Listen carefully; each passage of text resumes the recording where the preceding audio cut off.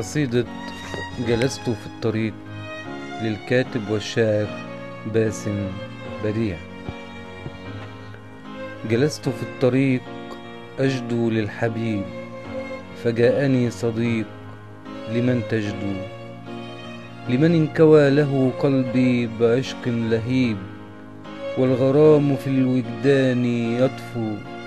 ترتسم صورته في خيال نحيب، وبكاء ودموع لقلب يشكو، فيبتسم الصديق إن أمرك غريب، كيف غرامك بالبكاء يدعو، أرى فيك الجرح بالعمق الرهيب، فحالك يا صديق عليك يبدو، أعشق طلاتها فهي أعظم طبيب، تدوي الجراح وقلبها يحنو، حينما أصارح بحب قلبي يهرب، فكيف لوجداني للحب يجلو، تكلم أيها الصامت الوقت قريب، ناشد بالغرام ما أحلاه فتنجو، فالعشق من طرف واحد مريب، لا يعطي الحياة وعليك يقسو، صدقت يا صديق فالقلب وهيب، لها وحدها وأبوح وأجدو، والعالم يشهد بالعشق المهيب، فتكون لي وحياتي معها تحلو، من شدة حبي كنت لها كرقيب،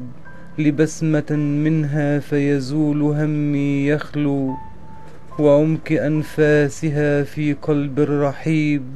بلسم للروح والوجدان تشفو، سأتحدى العالم بعقل نجيب، لخلود غرامي للسحاب يعلو، وأمزج أرواحنا بعشق لبيب، فكأنه في حلم لا أريد أن أصحو،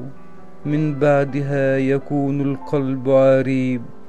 ولا يكون له بالحق من يرجو، سحرت فؤادي هذا لي نصيب، فأنا بحار لميناء قلبها أرسو، بحثت عن مثلها كنت كالنقيب، أنكب في أودية الظلم لا أجدو. قصيدة جلست في الطريق